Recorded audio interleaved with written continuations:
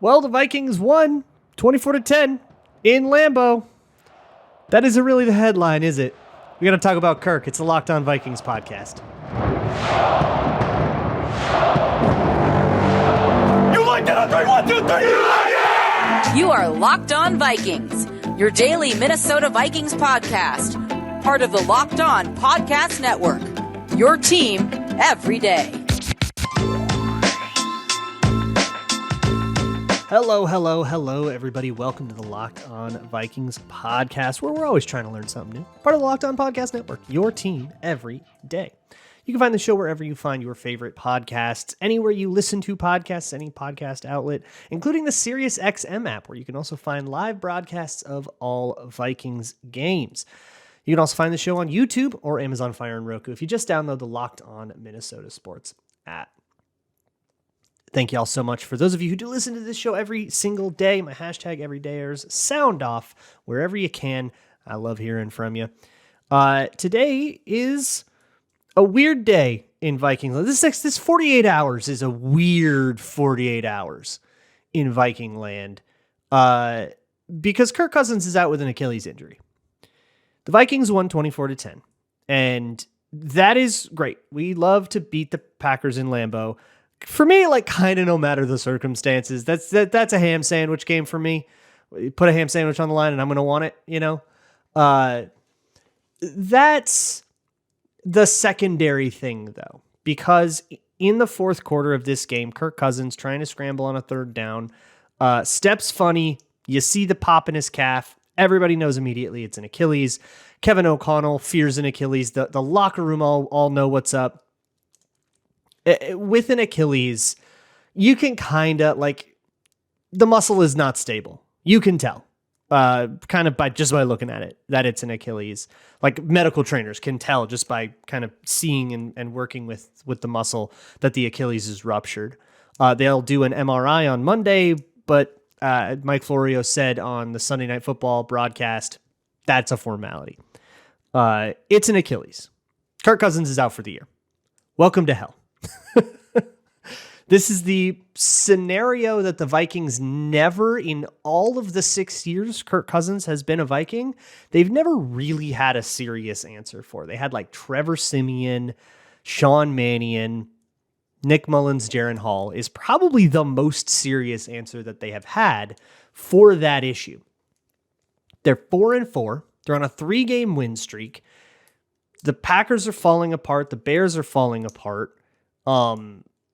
And if Detroit wins on Monday Night Football, they'll be 2 games back. So if they keep pace with Detroit from here on out, they'll be hashtag 2 back by Christmas, which was my kind of rallying cry.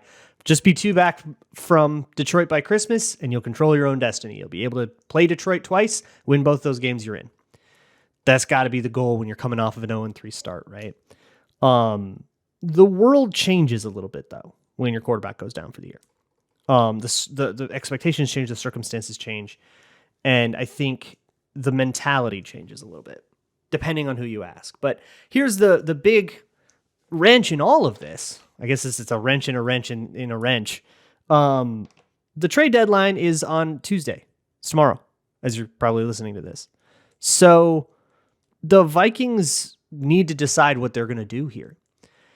Are they going to go try and trade for someone like Ryan Tannehill or Kyler Murray, like somebody who's a little bit more of a serious, entrenched starter? Are they going to just grab some random backup off a practice squad and say, okay, Jaren Hall, you're the guy. Jaren Hall is who took over here with Nick Mullins on IR. He comes back after week 10 or for week 10 at the earliest, which is the same timeline that Justin Jefferson is on. There's not really an indication whether or not those guys will be ready by that time, but that's when they're at least first eligible. So where we're at in the trade deadline is a whole different interesting conversation. But Jaren Hall goes 3 for 4, 23 yards. Doesn't look horrible. 4 dropbacks or 5 dropbacks. There was also a strip sack in there. So whatever you make of that, he's going to be the guy for the Atlanta game. He has to be. Even if you go trade for somebody, they're not getting up to speed in 4 days to play the Atlanta Falcons on the road. There's no way. So even if you trade for somebody, they still need a week to go. So this is going to be Jaren Hall versus the Atlanta Falcons. And then maybe you can fold Nick Mullins in, maybe somebody else gets brought in and folded in. And what I was going to do is I asked on Twitter, I was like, so what do you guys want to do with the quarterback position? Give me your plan. Give me your ideas. And I was going to like read some off and have some, y'all, you gave me like 230 responses. So we're going to circle back to that. I think that's just going to be Twitter Tuesday. We'll do a special Twitter Tuesday edition. We're in kind of a special circumstance today where we'll just say, let's just evaluate your ideas about the quarterback position. So give me them, and actually just give me like trade deadline stuff too. I want to evaluate some of that. Tell me what you think the Vikings should do at the trade deadline. Leave a YouTube comment, send it to me on Twitter at Luke Brown NFL or at Locked On Vikings. There's a Google form in the show notes that you can fill out. Put it in there. I usually use it for Twitter Tuesday questions. Just use that for it. Or if you would like, you can also send me an email at lockedonvikingspodcast@gmail.com and tell me what you think the Vikings should do at the trade deadline. And nothing can be an answer there. For now, we'll put a pin in it. And instead, we'll just kind of look at where Cousins was. So it's the part of like grieving, I guess. And maybe grieving is too emotional a word, but I don't really think it is. Look, we're all fans here. When you're a fan of something and it goes down, when you're a fan of a TV show and it gets canceled, a fan of a band and they break up, there's a grieving process to that. I think it's a human normal reaction. It might seem a little strange that you didn't lose a family member here. A Vikings season went down. They're going to play again in 2024 and they're going to have a new quarterback you're probably going to be excited about. The world moves on from that, right? It's just a football. It's like, it's not your personal life, right? It might seem kind of lame to feel like you're grieving it, but you might be grieving it. And I think that that's okay. I think I got a lot more comfortable with the emotional impact that sports has on me when I did the history doc last offseason, which you can find at patreon.com/LukeBrownNFL.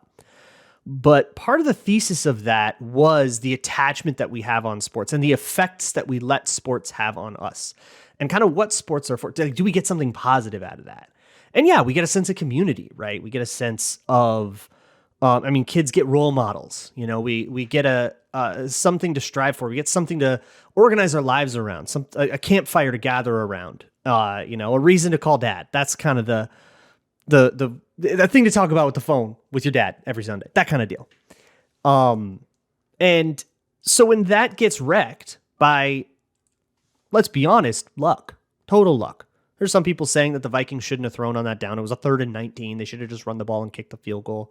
I disagree with that super strongly. I think if you take a 3rd and 19 in end zone shot range, I think I'm taking an end zone shot in mostly any circumstance, especially considering the kick got blocked after that play, because it was a pretty long kick. So I'm taking an end zone shot.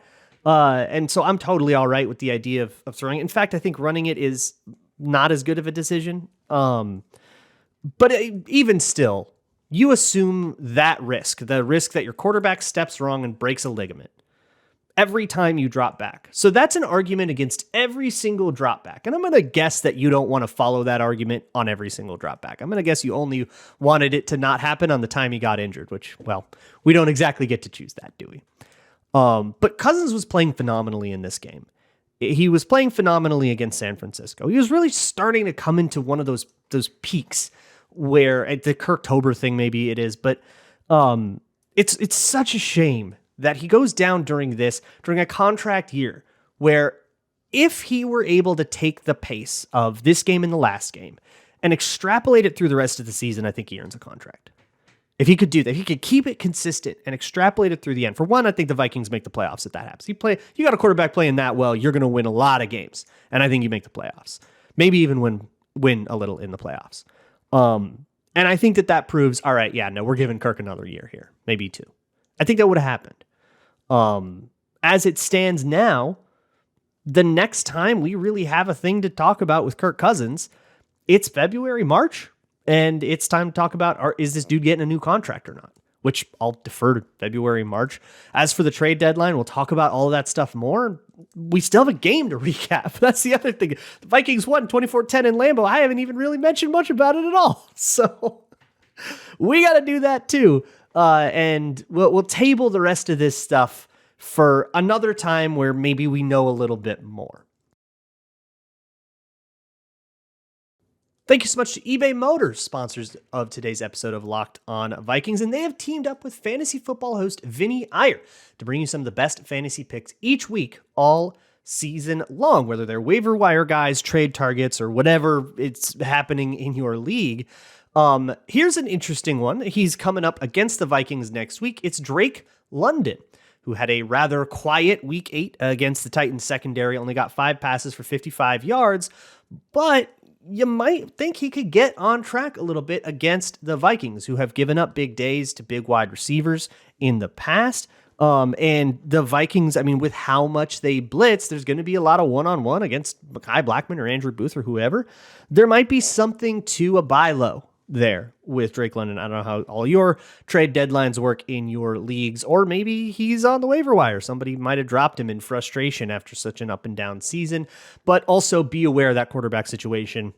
Taylor Heineke, Desmond Ridder, whatever is going on there is also worth a shot. And what you're really looking for is how those pieces fit together. And eBay Motors understands that, and they understand that it is the same thing with your car. It's all about the right piece in the right place, that right fit. So if you go to eBay Motors and you're looking for a car part, whether it's an air filter all the way to more kind of mechanical under the hood stuff, to like an LED light or something fun, you got to make sure that it fits your make and your model. And that can be such a jungle to navigate. What is the right part? What year do I need? Does this still fit? Or did they discontinue that in 2016? All of that is so impossible to navigate without a ton of prior knowledge. eBay Motors has you covered. Just look for that green check so that you know that this fits your car. Plus, there's a good chance they're going to find you a pretty good price on that thing, and it's going to be a better option than just blindly trusting a mechanic to get you a good deal, because there's no real way to check if they are. But eBay Motors kind of is the way to check. So go to ebaymotors.com. eBay Guaranteed Fit, only available to U.S. customers. Eligible items only. Exclusions apply. Thanks again for everybody who makes Locked On Vikings your first listen of the day. I guess let's talk about the rest of the Packers game. I don't know how to go forward with this. It feels so, I don't know. You'll probably feel this with me, right? It feels like the least relevant Lambeau win ever. Like I have been a fan of the team during seasons when they've beaten the Packers in Lambeau after the Packers are already eliminated. And it's like, whatever. But you still are like, haha, good. You got him. Gotcha. Nope. Doesn't feel that great at all. Even though, I mean, if you look at where the Packers, if you listen to Locked On Packers right now, I mean, they're apoplectic. They're absolutely in a death spiral. They've lost, 4 in a row now. Their offense is completely anemic. Jordan Love looks like garbage. The defense is having, these horrible streaks and getting dunked on by everybody. Like, there's all kinds of problems with the Packers that in a normal situation, we would be lapping up and enjoying, right? It's the nature of a rivalry, but you just kind of can't, because you go, yeah, but like our season's probably dead too, and hey, never say die, right? That's what I always say on this. And I very much still believe that. Hey, maybe if you really feel like this is a Super Bowl team, F it, go out and get Tannehill, and let's say, go get a dude that can be a point guard. And let's see if Addison and Jefferson and TJ Hawkinson can go make a stupid run at this, right? I mean, teams have done more with less. But I'm still kind of processing it like mentally and emotionally. And it's such a weird place to be. I don't know. Like, we probably just watched Kirk Cousins play his last game in a Vikings uniform. He's been the quarterback for literally to the game as long as Dante Culpepper was. Like, he is a true chapter and era in Vikings history that we just watched come to an end abruptly and without warning, and honestly without justifiable cause. It's just bad luck. Just one bad step. And hey, that's the sport we picked, right? If you don't like it, go be a fan of a chess player. That's going to be a lot more sustainable. Okay, anyways, sorry. I'm still like kind of broken up. The Packers game. And I guess let's start. Look, Kirk Cousins played excellently in this game. If this is his send-off, it's a hell of a send-off. He threw a couple touchdowns. He opened the game with what should have been an interception to Quay Walker, who couldn't catch it. But after that, I mean, he was dealing big shots over the middle of the field. Go balls, a phenomenal touchdown to Jordan Addison. The way this game played out, the Vikings got up 10-0 after the first 2 drives, and then things kind of sputtered, but the Packers sputtered horrifically. They had 4 drives that all were 3-and-outs and punt with a bunch of penalties in there too. So they were like not technically 3 plays, but they did not get a first down until their 5th possession of the game. And that was the last possession of the first half, which turned into a field goal. And that field goal took us into halftime, where the Vikings had a touchdown drive that was mostly KJ Osborne, who, by the way, like, he exploded in this game. Addison had his cool stuff too. TJ Hawkinson had his moments. All of the Vikings offensive weapons had moments here or there. Even Madison, who's so much maligned now. Cam Akers scored the Vikings' first ever rushing touchdown of the season. But I think the sequence that really decides it came after halftime. So the Vikings have this long drive where they convert 2 third downs and a 4th down, and they score on 3rd and goal to TJ Hawkinson in the back of the end zone on a 2-yard touchdown. The Packers get the ball, and they get pushed back to a 3rd and 8. It's incomplete, and then a 2-yard gain, and then 3rd and 8. Jordan Love heaves one downfield. Pretty good throw, all things considered, against what I believe was a bracket, or it was bracketed by the time the ball got there. And Josh Metellus, who's the underneath man, just takes the ball away from Jaden Reed, which is just like astounding thing that you're like, man, you never see that, except the Vikings saw 2 of them last week. And they saw it happen to KJ Osborne earlier. It happened to TJ Hawkinson earlier in the season. So like, we've just been seeing those, I guess. We finally get one, I guess, of our own.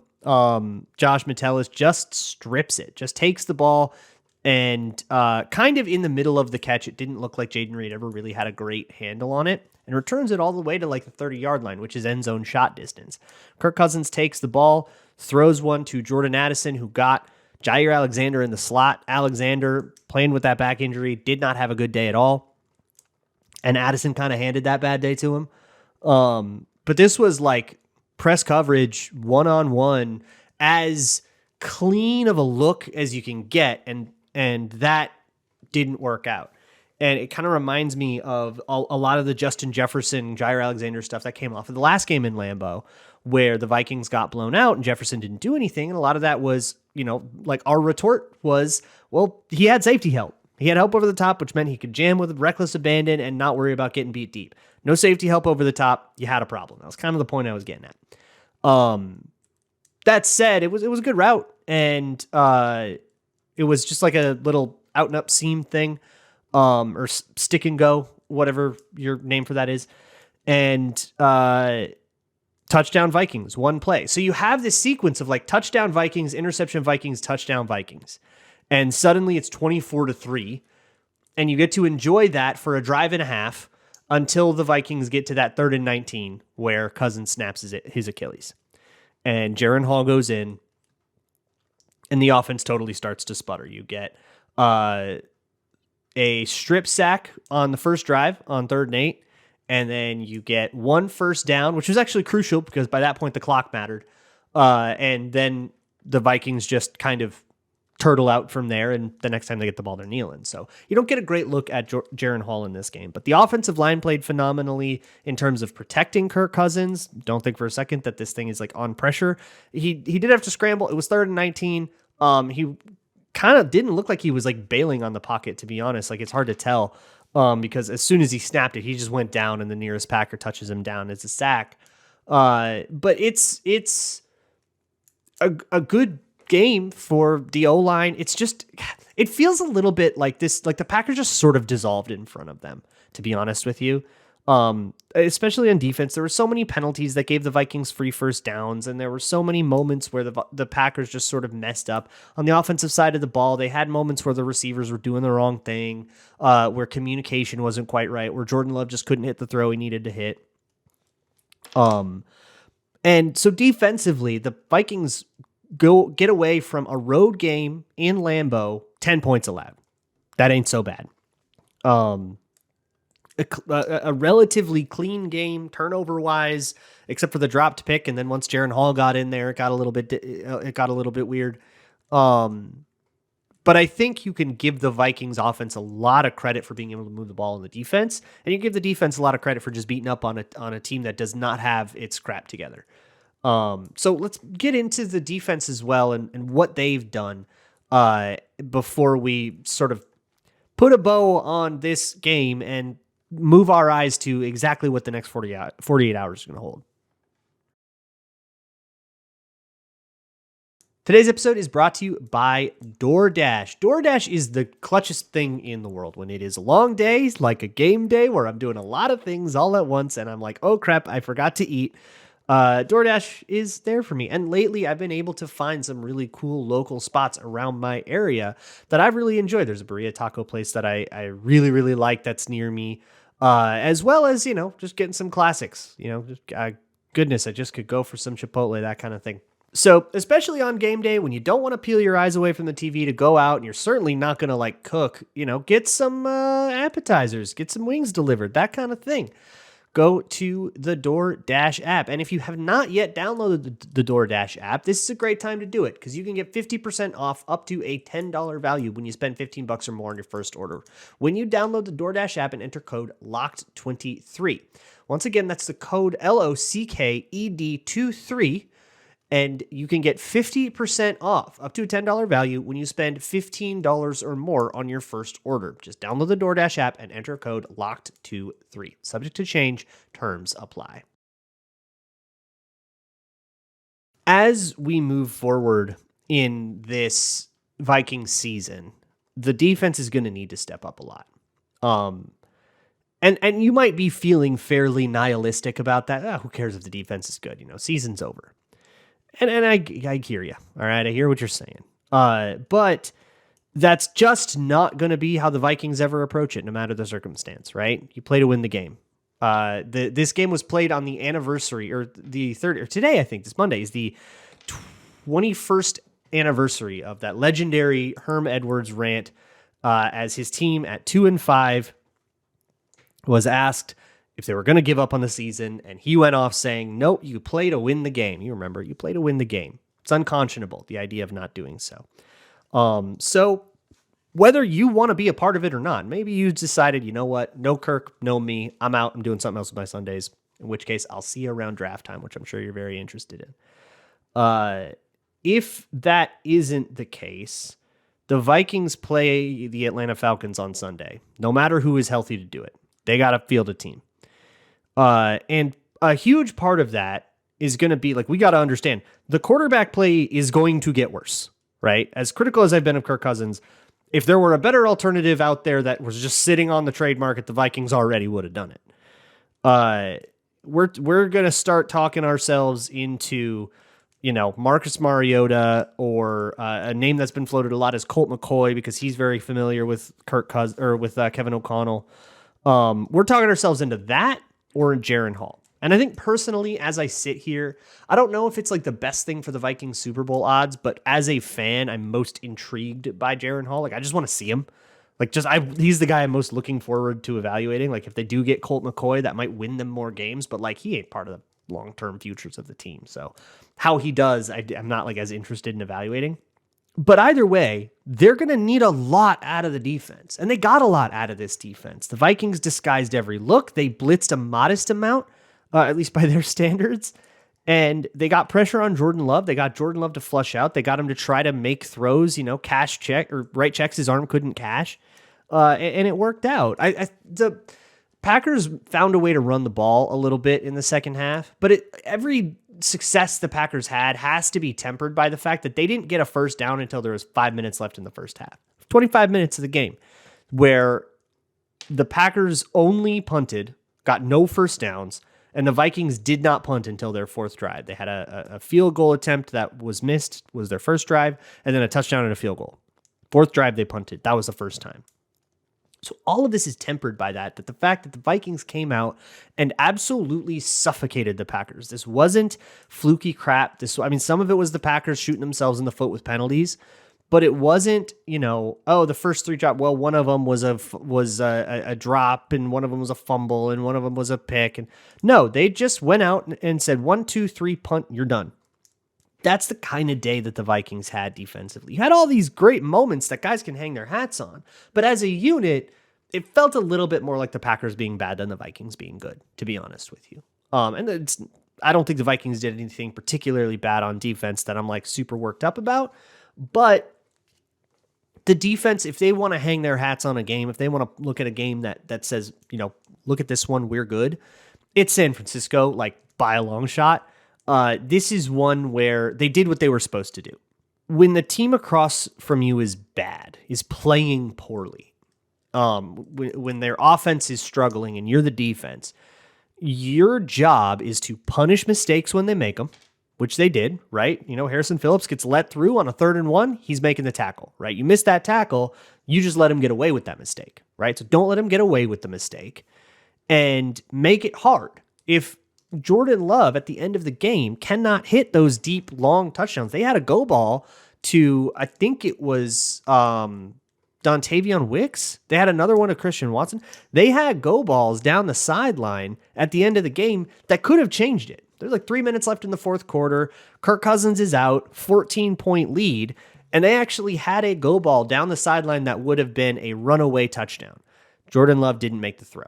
They get the ball in the red zone again, and they go fully 4 and out, ending in a 4th and 16 after a sack, I believe. And I think that 4th and 16 might be the best play for the point I'm trying to make here, which is, they covered 4th and 16. Of course they did, right? What are you going to do? You kind of only have like 8 yards of space to cover.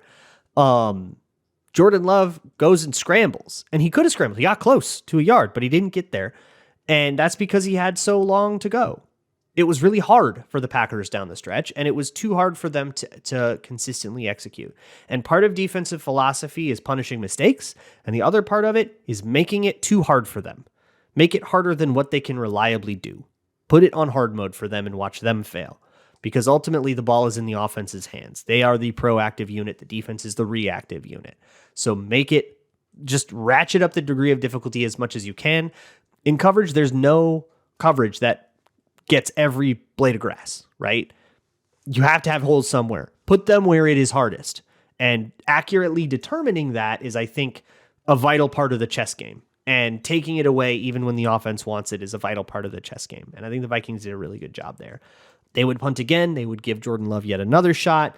And it would go pretty well for the Packers. That last garbage time deal, they finally got guys like Christian Watson going. Christian Watson was basically entirely held out of the relevant portions of this game. Not a lot to complain about with the defense, but you don't get a lot of lollipops either. And here's the deal. We take it. Ain't nothing wrong with that, right? You don't control who you play. If they're going to fall apart in front of you, be on your P's and Q's and get out of there with the dub. And that's what the Vikings did. Obviously, there's so much more to talk about. So get me your trade deadline suggestions. That's what I want to hear from you. I want to hear what you think the Vikings should do at the trade deadline. I'll read off as many of them as I can cram into 30 minutes tomorrow, and that'll be our Twitter Tuesday. In terms of what actually happens at the trade deadline, we'll talk about that afterwards, and we'll go on from here. But I think by like Thursday and Friday's show, we'll have a decent sense of what to expect in the Falcons game. We'll be back on Crossover Thursday, and guess what? Games keep playing. I'll leave you with something I remember from a Mike Zimmer press conference before he was a Viking. He was asked, he was in Cincinnati. It was right after his wife died. He was doing a press conference. And he kind of talked about like, look, that day, that night, the thought that got him through was that the sun was coming up tomorrow morning, no matter what. It can be the worst day of your life, the best day of your life. You can lose your entire home and fortune. You can win the lottery. Sun's coming up. It always happens. It's something you can rely on. Literally set your watch by it, right? And there was a certain comfort in that. And if you are grieving the Vikings season, it's obviously not as devastating as losing your spouse. But I think you can take the same lesson from that. Sun's coming up. Whether you need it to or not, whether you're ready for it to or not, whether you're still grieving or not, the sun will be there. And there's nothing that can take that away from you. Except for, I guess, weird sci-fi cosmic happenings. But I don't think we have it in our brains to worry about that. So, with that note, let's get out of here. do what you got to do, and I'll see you tomorrow, all right? And as always, Skull.